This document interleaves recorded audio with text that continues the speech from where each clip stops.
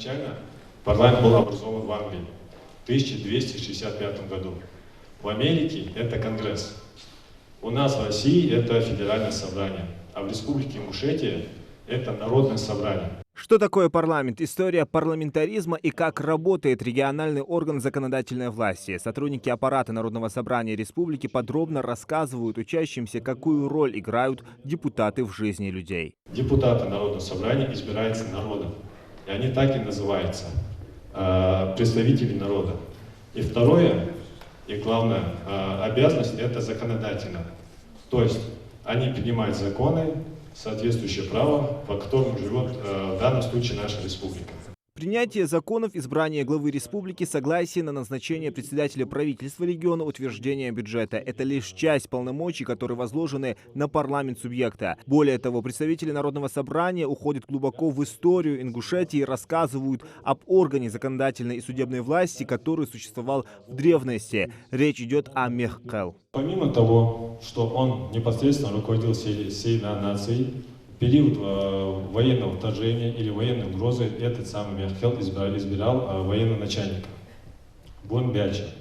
Этому военачальнику именно в вопросах военного ведения подчинялся весь народ. В других вопросах его действия не распространялись.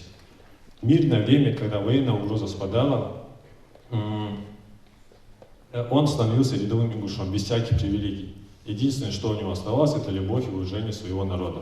В открытом уроке принимает участие депутат Народного собрания Ингушетии 7-го созыва Батыр Хамхоев. Он рассказал о значимости законодательного органа в жизни республики, важности соблюдения закона и как это напрямую связано с отношением к родине.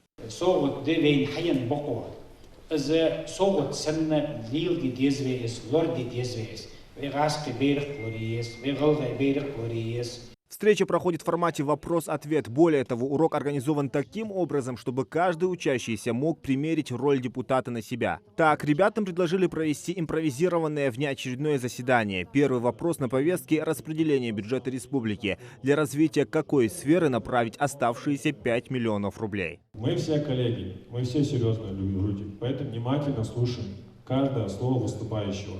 В конце выступления мы проведем голосование, по итогам которого решим, кому достанется эти 5 миллионов рублей. Все согласны? Все, поехали. Друзья, вы должны привести такие факты неопровержимые. Вот почему именно эти деньги должны достаться вам, Минспорт?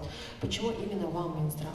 Потратить эти 5 миллионов на создание этих же лекарств у нас в России или же в республике. Кто за то, чтобы эти денежные средства ушли в Минспорт? Поднимите руки.